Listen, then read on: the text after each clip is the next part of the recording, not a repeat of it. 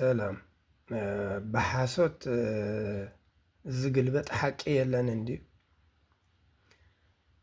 ብሓሶት እሲ ወላ ሓንቲ ነቲ ሓቂ ክትቅይሮ ይትኽእልን ኢኻ። ሓቂ ኩሉ ግዜ ብርሃን እዩ። ብርሃን ከዓ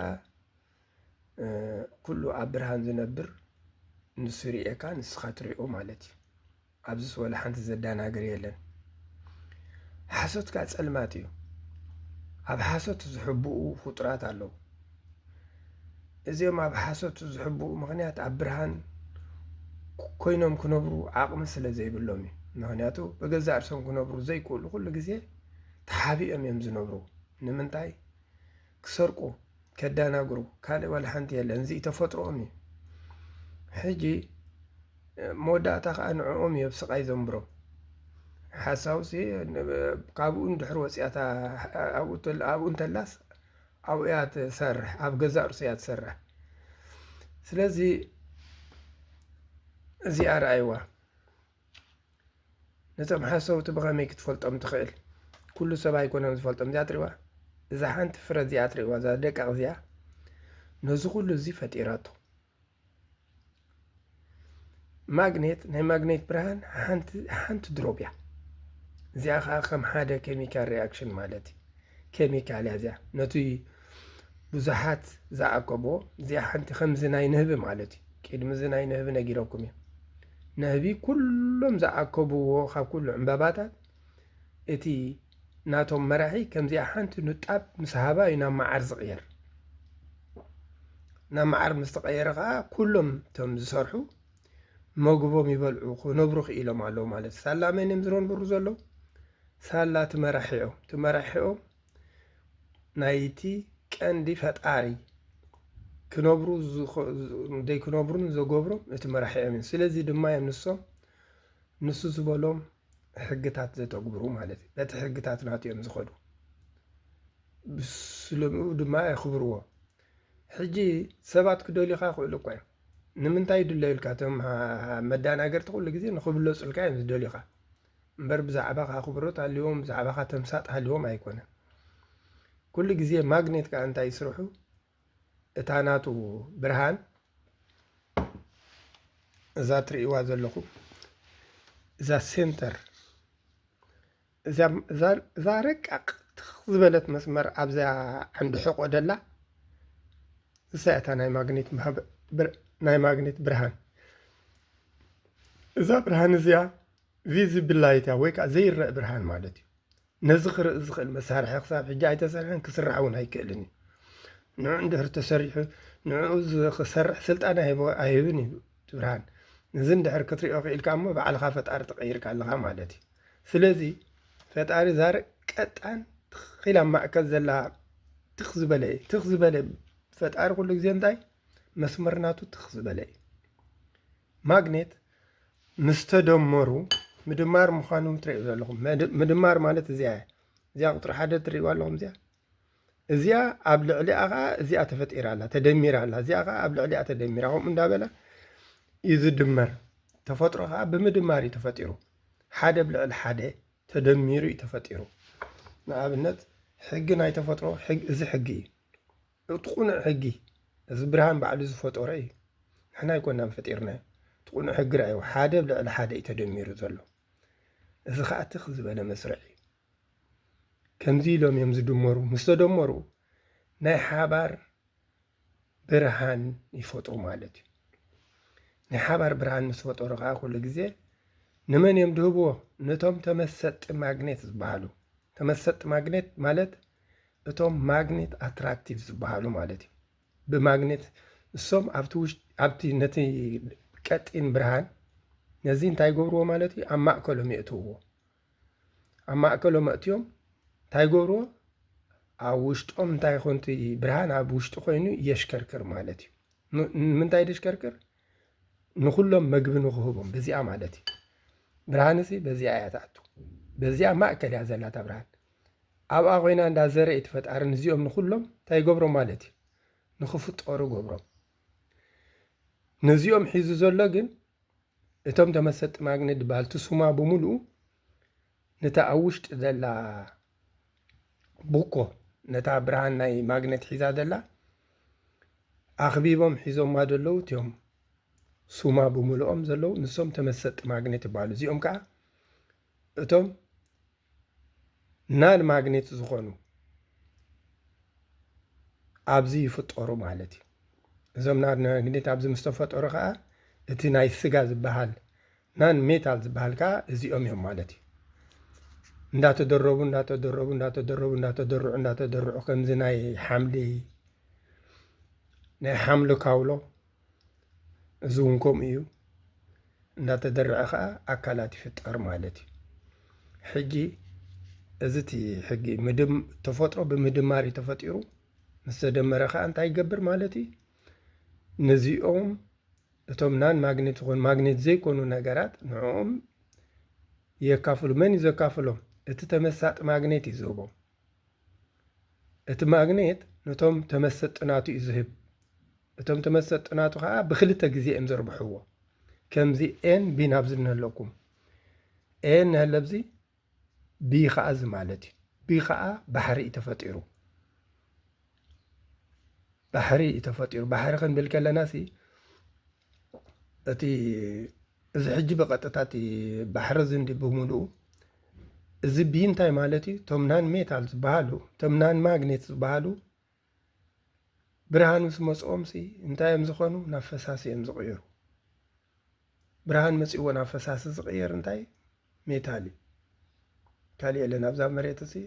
ብርሃን መፂዎ ናብ ፈሳሲ ዝቕየር ተሃልዩ ሓፂን ጥራይ እዩ። ሓፂን ንሓፂኑ ድማ እቶም ማግኔት ዶ ይኮኑ እዮም። እቶም ማግኔት ኣትራክቲቭ ምስ ማግኔት እዮም ዝለግቡ፣ ንማግኔት እዮም ዝሕግዙ፣ ትእዛዝ ናይ ማግኔት እዮም ዘተግብሩ። ብክልተ ኣርቢሖም ነዚኦም ምሳቦም እንታይ ኮኑ? እዚኦም ከዓ ካብቲ ሕጊ ወፃኢ እንታይ ኮይኑ ናብ ፈሳሲ ተቐይሮም እዚ ሕጂ ፈሪሶም ማለት እዩ። ኣብዚ ፈረሰ ከዓ ብርሃን እቲ ፈጣሪ ኣብዚ ፈረሰ ነገር ክሰፍር ኣይክእልን እዩ። ኣብ ዘይፈረሰ ነገር ክሰፍር ዝኽእል። ስለዚ እንታይ ገይርዎም? ነዚኦም እንታይ ገይርዎም? ነዚ ማለት እያ እቶም ሓፂን ዘይኮኑ ምሻሎ ናን ሜታል ዝበሃሉ ከዓ ብዙሓት እዮም። ንሶም ኢነርጂ ምስ ረኸቡ እንታይ ኮይኖም 4 ግዜ ኣርቢሖምዎ ነቲ ኢነርጂ 4 ግዜ ምስ ርብሕዎ ሽዑ እቲ ኢነርጂ ናቶም ናብዚኦም ምስ መፀ እንታይ ኮይኑ ማለት እዚኦም ቅርፆም ሒዞም ከም ብሓድሽ ቅርፆም ሒዞም ማለት እዩ። ቅርፆም ሒዞም እንታይ ኮይኑ ማለት እቲ ባሕሪ ተፈጢሩ ናብ ዝቐጠነ ተቐይሩ ማለት እዩ። ባሕሪ ተፈጢሩ ማለት እዩ። ናይ መጀመርያ ፍጥረት እዚ ባሕሪ እዩ። እዞም ኩሎም ፍጡራት ኣብ ባሕሪ ዘለዉ ድማ ቅድሚ ኩሉ ነገር ዝተፈጠሩ ንሶም እዮም። ብድሕሪኡ ካብቲ ባሕሪ ማይ ሃፊፉ ልዕሊ እቲ ባሕሪ ማይ ተፈጢሩ ወይ ከዓ መለግለግታዊ ጋዝ ዝበሃል ዋላ ዘይቲ ንምጎቦ ነገር ብኸምኡ እዩ ተፈጢሩ። ኣብ እግራብ ዝፍጠር ዘሎ ብምሉእ እቲ ዘይቲ ናይቲ መለግለግታዊ ጋዝ እዩ። ኣብ ባሕሪ ዘይቲ ክፍጠር ኣይክእልን። ኣብ ትሕቲ ባሕሪ ዘሎ ኣኻውሕ ክፍጠር ዝኽእል እቲ እንታይ ሽሙ እዩ እዚ ነዳዲ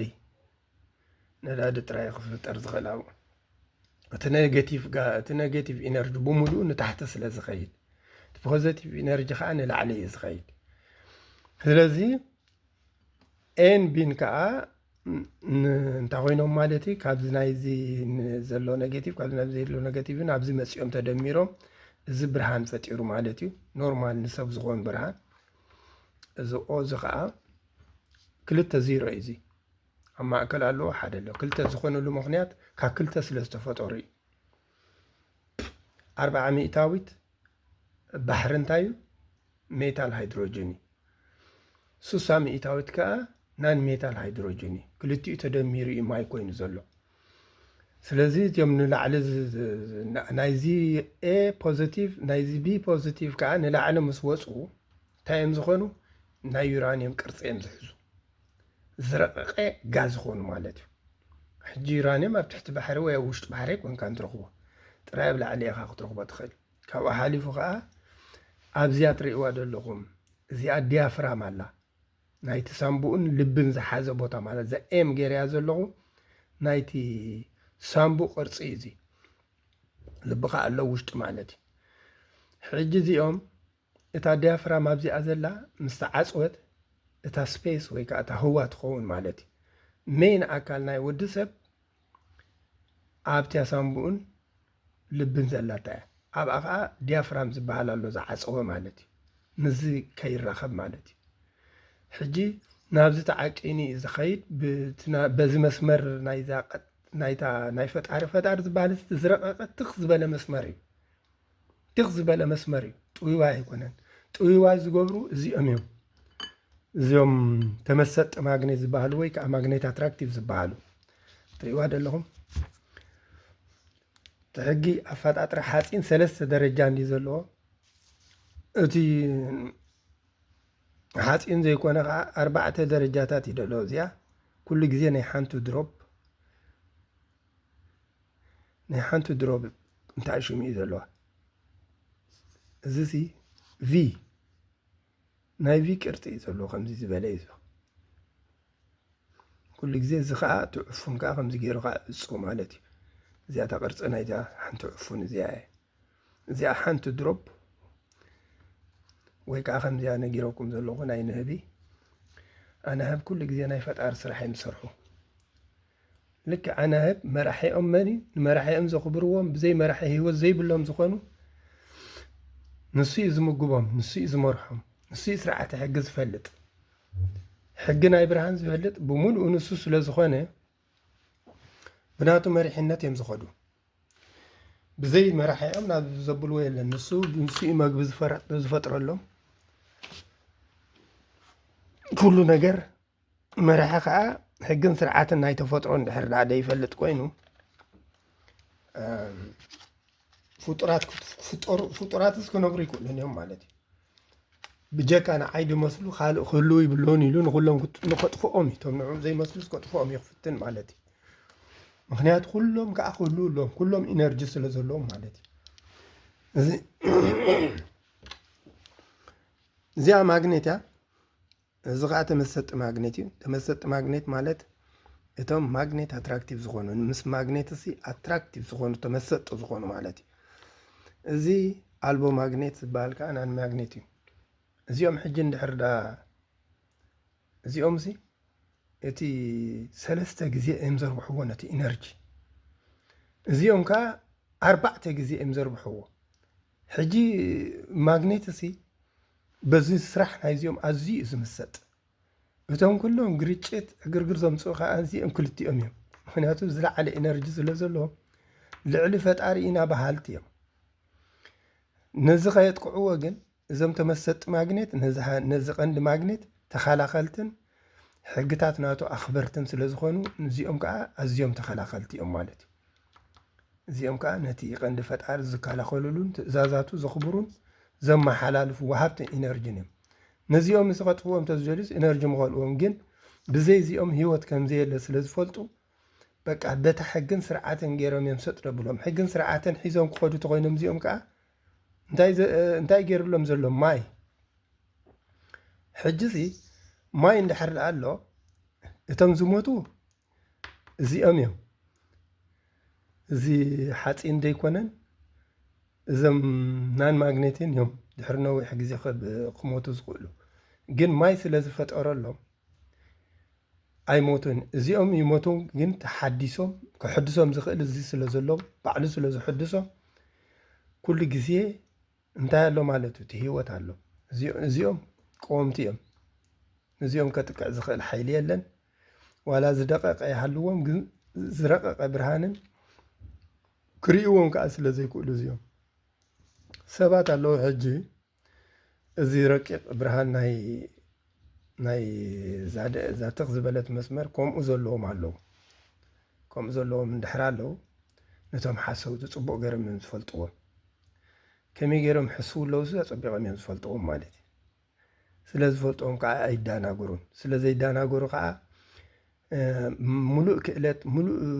ሓይሊ እንዳሃለዎም ንምንባር ፀገም ክኾኖም ስለ ዝኽእል ዋላ እንዳፈለጡ ድኻ ኮይኖም ክነብሩ ዝደልዩ ንሶም እዮም እቶም ቀንዲ ቀየርቲ ሓይሊ ዝበሃሉ ኣብ ብኹፋኣት ሰባት ዝተዓብለለ ቦታ እንድሕር ኣሎ ፍልጠቶም ከርእኻ ይክእሉን እዮም ولا حنت نجر كأخو قبري كلنا مغنياتو تمستر بملو سلز فلتوا مالتي فلتوا لهم زي عالم كتبك يا مساعة عالم الله قال ملز صوايو أي تؤمنوا مغنياتو زي تنكف إنرجي سلزلو تمزمو تقع بب حديث داق ماي سلزمو سمت تزفت أرحيلي تحديثهم داق ماي كالي فترة كوينة من زمسو حجسي عالم كتبك عزل هالو لو سيتؤمنوا كم زبال نجار يلن تزموت تنان ماغنيت تسغا يزموت تعصم خا افتحت مريت اندحر دااتي نزل عالم يزنبر حجزي انت اغوركم دلي تناي مدماري قريكم دلي كمزي ايلم يمز دمرو فطور خلوزي تماغنيت الله حدا دمار ماغنيت نورؤسو مستدمره نتوم ماغنيت ديكونو خا داغماي حقي هيبو كمز غير يزلاغوبم كلتا مدمار يزلو تقداماي مدمار تم ناي تقند فطار خون كلو كالاي مدمار كا نايتوم فطورات توم فطورات دمروها اتي تشارجبل مالتي خمناي باتر زلو انرجي سو مالتي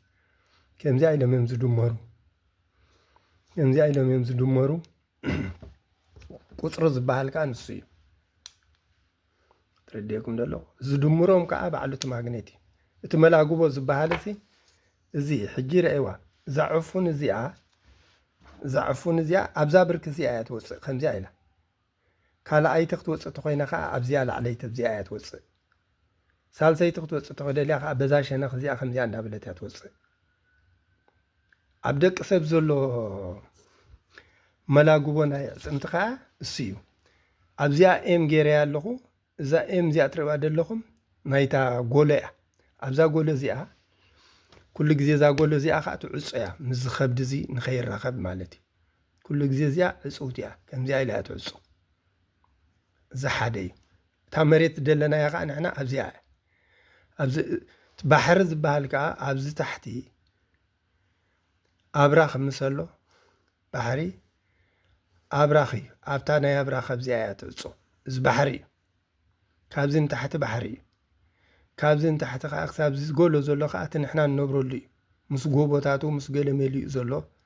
اتماي كا خابز بحر زي حافيفو نابزي يوص ابز خا چو ديبلو صوري ماي يخون مالتي نحنا نتقوملو زلنا ماي نعنا زفطر ماي مالتي نغرابن انسسان نسبن زفطر ماي كابز بحري حافيفو وصيو ابزي ملغلغتاو غاز مستفطر إنا نحنا تفطيرنا قدامت فطورات اتو بحريو اب بحر زلو فطورات كعاساتات ديوم نعناد مسلو كلهم عينت አለው كل عينت زي ابلا على زلو فطور نعود مسل كل اوشط بحر له ስለዚህ እዚቲ ክልተ መጻዊ ደለ ሓደ ብሳልሳ ያለው ዲያፍራም አለው ናይት ስፔስ ማለት ኣብዝኻ እቲ كسبت نحنا ننبرولو مسماين قلمليوني بحرقا خابزن تحتي يزولو سلازي اتينا يا فاطاطرا بحصر زبلخي نوحكو كمزي اتي ملاغو ناي مفتار مدمار مالت زي مخاني مدمار ملاغو حاده تبلابزي كلته ثلاثه نابلكا تخيت زي ملاغو بوتات زي اتي ماغنيت زغبرولوم ليغامنتس ابزي كمزلاغوبو غيرو غروسو غيرو زيت زفطر كانسو سلازخونه زيت نخفطر غير ودلو مستي ملغلغتاو غاز تحويسو سيو حجي مدمار مخانو عينت دم دما ابزي اغيرولكم علوم كل غزي ماغنيت ماناجر ويكا مراحيو اتي از بحال اتم كمتم تمسط ماغنيتي زدمر مسو مست ماغنيت دميرو اديشنال ماغنيت انتاي مخانو دحريو مستدمرو حدا غاز لايت فطرو مالتي غاز አለው بزي صحيح يلغو شعو غاز مستفطرخا حدا نيتورك سرحو مالتي كمزي لك خمزي مالتي كمزي نيتورك سرحو كمزي نيتورك يم سرحو زي حجي رأيوا أبزيا جري اللو تحت بحري زغات نحنا ننبرولي زغات سبيس مالتي حجي تصفح مريت تصفحها تبعت كمزي زي رايوة زي تصفحها زي تصفحها زي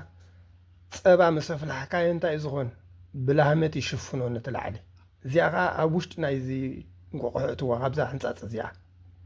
مستشفنه اتغاز نزي داي غبرو مالتي تربع يعبلو بتي مسمر نايتي برهان غيرو سب حجي شعوب زي يزنبر ابزا تحتويت زي كالايتي تصفخا ابزي الله تناي ديافرام مصاو مالتي اوشتي كل فطرسي اوشت زان قوقح يزنبر حجب زيا 4 رينغلو 4 رينغلو 4 رينغلو كم زي مالتي زيهم نفسي حنسي تصمدلو 4 خوينهم حجي 4 رينجي بزي 4 شومون تقطر حزو مالتي ابزياغا 4 اكس الو زيهم مالتي 4 اكس الو زيهم كا كلهم تلاغاغيبم كيدم نلو تريون دلهم زيا خمزي اندابلت تبره دحر نابزيا تسجر كما اندابلت اتبرهان يدزور ابتي اكس اندازوره زور مالتي مريت ايكون اندزور انزي اندابلت እንዳ ተቀባበሉ ቲኤክስ እንዳ ተቀባበሉ ይበረህ ዙሪያ በረህ ማለት ኩም እንዳበለ ይዝበረህ ከብት ብርሃንና ብርሃንና ብር ሕጂ እዚ ኣያታ እዚኣ ከዓ ከምዚ ኢላ ቆይማ ዘላ እዚኣ ከምዚ ኢላ ቆይማ ዘላ ንሕና ብዝታሕቲ ኣለና ክሳብ ዝማእከል እዚ እቲ ስፔስ ከዓ ብዝሎ ማለት እዩ ኩሉ ግዜ ንሕና ካብዚ ናብዚ ኢና ንውንጨፍ ኣብዚ እንታይ ኣሎ ንክንፈልጥ ኣብዚ ኮይና እንድሕር ዳኣ ንሪኦ ኣለና ነቲ ታሕትስ እዚ ከቢብ እዚ ዝረአየና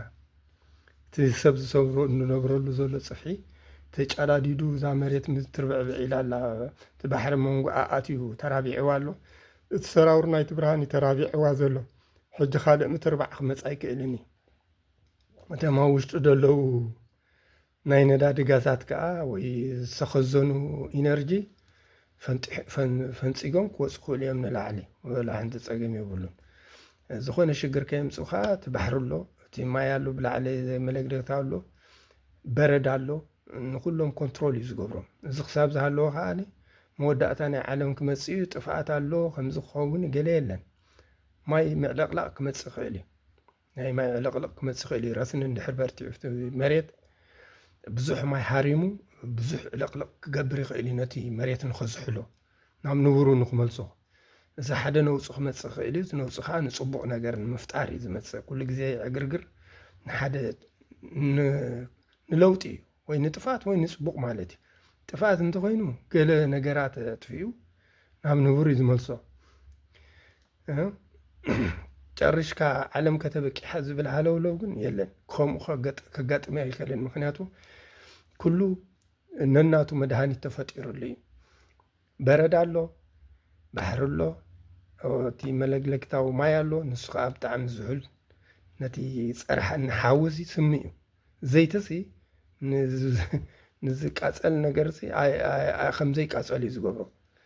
حجي سميو بزحات زحلات نغراتو لو صرتي برهان دكالا خلو مالتي ስለዚህ ነቲ ናይ ቀንድ ማግኔት ብርሃን ካ ኣይቆርቦን እዩ ምክንያቱ ንሱ ሰንጣቂዩ ንሱ ዝኽልክሎ ነገር የለን ንሱ ዝዓግቶ ነገር የለን እቲ ረይ ዝበሃል ንዑዩ ንሱስ ወላ ሓንቲ ዝዓግቶ ነገር የለን ኣብ ኩሉ ሰንጢቁ ከኣቱ ዝኽእል እዩ ንኩሉ ነገር ካብኡ ዝሕባእ ነገር የለን ማለት እዩ ንዕኡ ክሪኦ ዝኽእል መሳርሒ ግን ኣይክስራሕን እዩ ክሳብ ሕጂ እውን ኣይተሰርሕን ምክንያቱ ስት ቀንዲ ፈጣሪ ስለ ዝኾነ እሱ ከዓ ትኽ ዝበለ መስመር እዩ ዘለዎ እቲ ዚግዛግ ዝኸይድ እቶም ተመሰጢ ማግኔት እዮም ብድሕሪኡ ኩሎም እቶም ናይ ማግኔት ዝቕበሉ ዋላ እዚ ሓፂን ዘይብሉ ከማን ኢነርጂ ምስ መፅኦን ኣብ ማግኔት እዩ ዝቐይር ስለዚ ሕጊ ናይ ብርሃን እዩ ዝቕበል ማለት እዩ ኩሎም ማግኔት ኮይኖም እዮም ዝሰርሑ ምክንያቱ ሕጊ ናይ ብርሃን ተቐቢሎም እዮም ዝሰርሑ ካብ ማግኔት ወፃኢ ኮይኑ ክሰርሕ ዝኽእል ነገር የለን በቃ ማግኔት እዚ ኣብ ውሽጦም ጨሪሶም ብርሃን ደይሕልፉ እንድሕር ኮይኖም ድማ ነቲ ማግኔት ጥራይ እዮም ዘሕልፍዎ ማለት እዩ ነቲ ማግኔት نتقند فتار ماغنيت سنتيق خحلف يخيل نسخا تغوادا سلا زيكون نزخونه ነገር አይጎድእኒ ማለት ኩሉ ግዜ ፈጣሪሲ ጽቡቕ እዩ መንዳይም ደዕጎርጉሩ ዘለው ቶም ንሱ ዝፈጠሮም እዮም ንሱ ከዓ ካብቲ ሕግን ስርዓትን እንተወፅኦም እዮም ኣብ ሽግር ዝነብሩ ኣብ ሓሶት ዝነብሩ ኩሉ ግዜ ብፀገም ኣለዎ ኣብ ሓቂ ግን ሓቂ እያ ኣብ ሓቂ ዝበልዓንቲ እዚኣ እታ ሕጊ ናይ ብርሃን ትሪእዋ ዘለኹም ሰባት መስርዖም ገዲፎም ናይ ካልእ ክዕምፁ ይደልዩ እዚ ካብ ሕጊ ወፃኢ እዩ እስኻ ሰዓት 5 ክትከይድ ደሊኻ ሰዓት 7 እንድሕር ተስኢካ ኣሎ ኣብታ ዝተሰቕኻያ ኣብታ ቦታኻ ክትኣቱ ኣለካ ምክንያቱ እዚ ንስኻ ብዝደለኻዮ ዘይኮነስ ተፈጥሮ ብዝኣዘዘልካ ኢኻ ክትከይድ ዘለካ ኩሉ ግዜ ስለምንታይ ኣነ ከምዚኣ ሓሲበ ከምዚኣ ዘይኮነትለይ ተልካ በቃ ነብስኻ ጥራይ ኢኻ ከተባላሹ ስለዚ ኩሉ ንምንታይ ከምዘይ ሓሰብክዎ ዘይከደ እንድሕር ትብሉ ኣለኹም ካብ ትእዛዝ ፈጣሪ ወፂኹም ኣለኹም ኩሉ ዘጋጠመኩም ቅቡል ወሲድኩም ኩሉ ግዜ ኣውንታዊ ነገር ብምሕሳብ ኩሉ ግዜ ተሰራዕ ክሰርሑ ኣለኩም ንዓኹም ዝዕንቅፉ ቶም ቁኑዓት ሰባት ንዓኹም ዝዕንቅፉ ኩሉ ግዜ ቶም ተበለፅቲ ኣለዉ ነዚኦም ከዓ ብጥበብ ምሕላፍ እዩ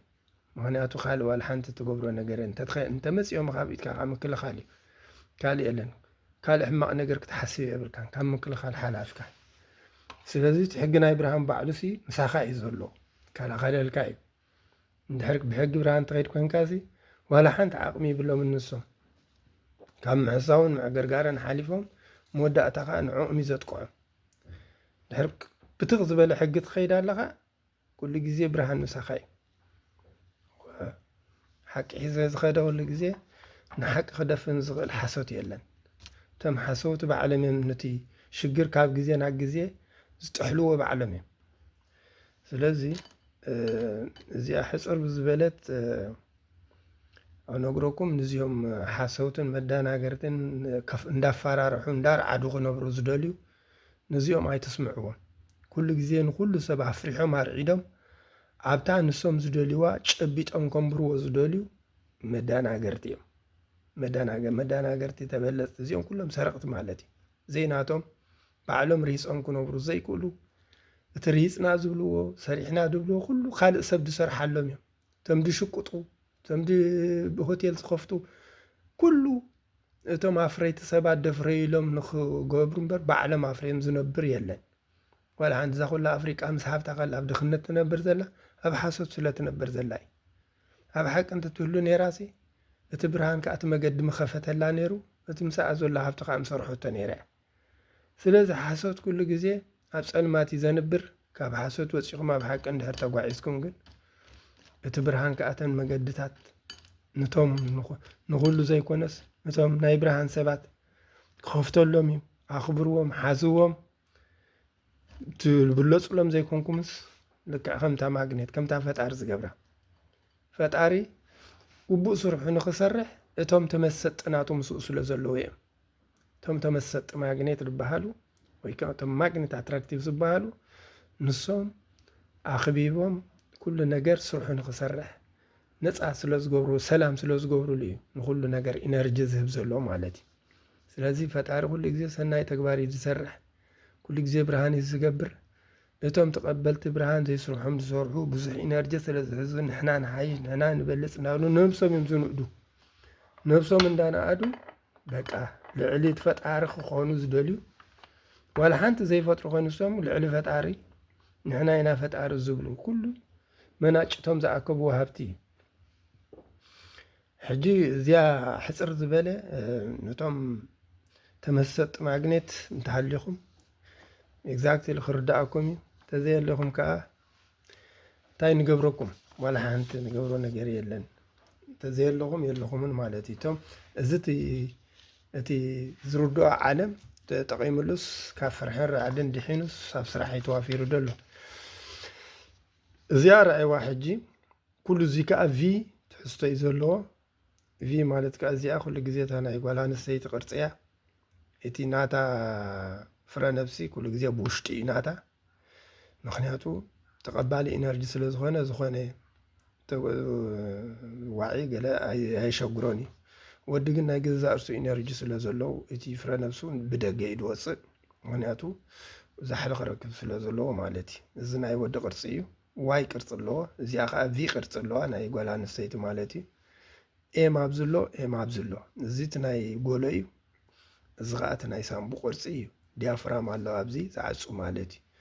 እዚ ከም ሳምፕል እዚ ሕጂ እዚ ናብዚ ተተቢሉ ከዓ ዳብሊው ቅርፂ ይሕዝ እዚኣ ከዓ ኤም ቅርፂ ትሕዝ ማለት እዩ እዚ ከዓ ዋተር ኣብዚ ማለት እዩ እቲ ናይ ከብዲ ዘሎ ማለት እዩ እዚ ሕፅር ዝበለ ከም መረዳእታ እታ ማግኔት እዚ ኩላ ኣብዚኣ ፅሒፈልኩም ኣለኹ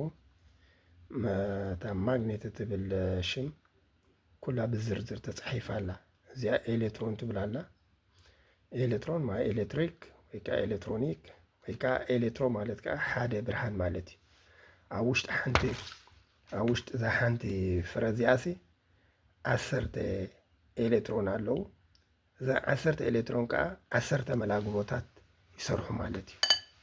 ቃንጫ እዚ ቃንጫ እንድሕር ኮይኑሲ 10 መላግቦ ይሰርሕ ማለት እዩ ሓንቲ መላግቦ ሓንቲ ሰዓት እያ ተብርህ ሰዓት ፀሓይ ከተብርህ ከላሲ ሓንቲ መላግቦ ሓንቲ ሰዓት እዚኣ ኣብዚኣ ዘሎ ኢነርጂ ምስ ተወደእካ ናብዚኣ ትሰግር ማለት እዩ ከምኡ እንዳበለ ድይብ ንላዕሊ ከምኡ እንዳበለ ከዓ ይወርድ ንታሕቲ ማለት እዩ ኩሉ ግዜ ብብርክታት እንዳበረሀ እዩ ዝኸይድ ነብሲ ወከፍ ሓደ ብርኬ ሓደ ዓሌት ወይ ከዓ ሓደ ዝተፈለየ ኢነርጂ ማለት እዩ ማግኔት ኩሎም ብዓቐኖም ስለ ዝፈላለዩ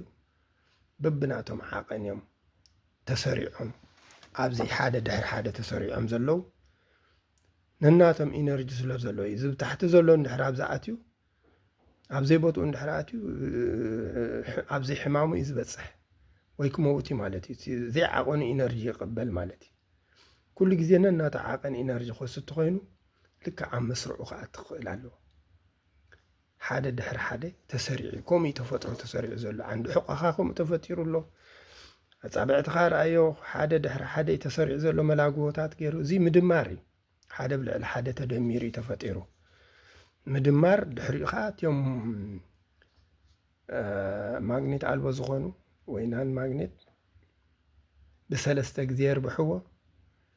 እቶም ሓፂን ዘይኮኑ ከዓ 4 ግዜ ስለ ዘርብሕዎ ነቲ ኢነርጂ ስለዚ ፈጣሪ ነቲ ናቱ ኢነርጂ ብኣሽሓት ገይሮም ስለ ዘርብሕዎ ብስርሖም ኣዝዩ ሕጉስ እዩ ስለዚ እዚ ኩሎም ክህሉ እዩ ዝደሊ ኣብዚኣስ ዋላ ሓደ ክመውት ዝደልዮ ፈጣሪ የለን ኩሎም ብሕግን ስርዓትን ጥራይ ክነብሩ እዩ ዝደልዮም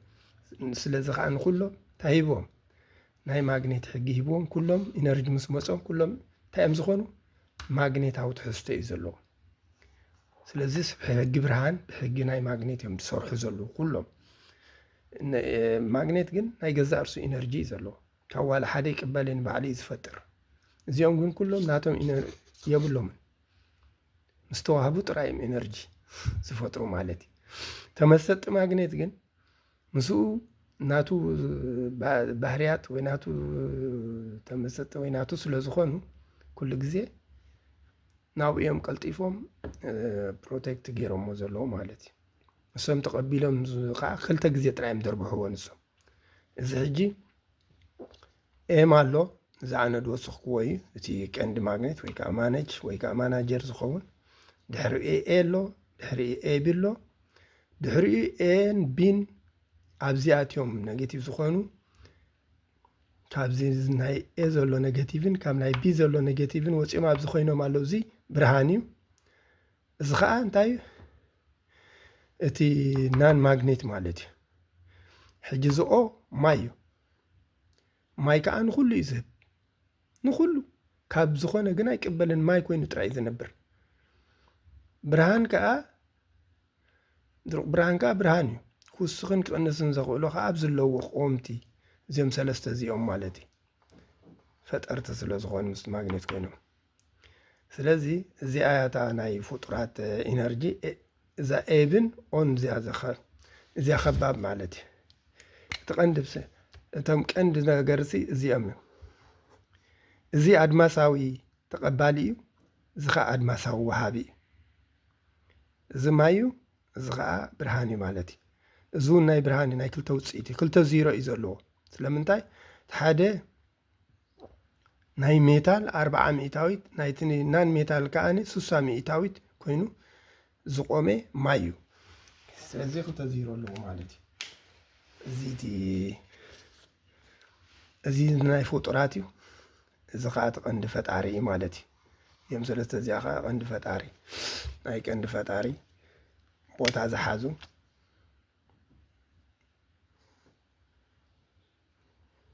እዚኦም ናይ ፈጣሪ ቦታ እዚ ከዓ ናይ ፍጡራት ቦታ እዩ ስለዚ እዚኣ ዓለም ከተበቅዐ ገለመለ ኣይተበቅዐን ከም ዘይተበቅዕ ገይሩ እዩ ፈጢርዋ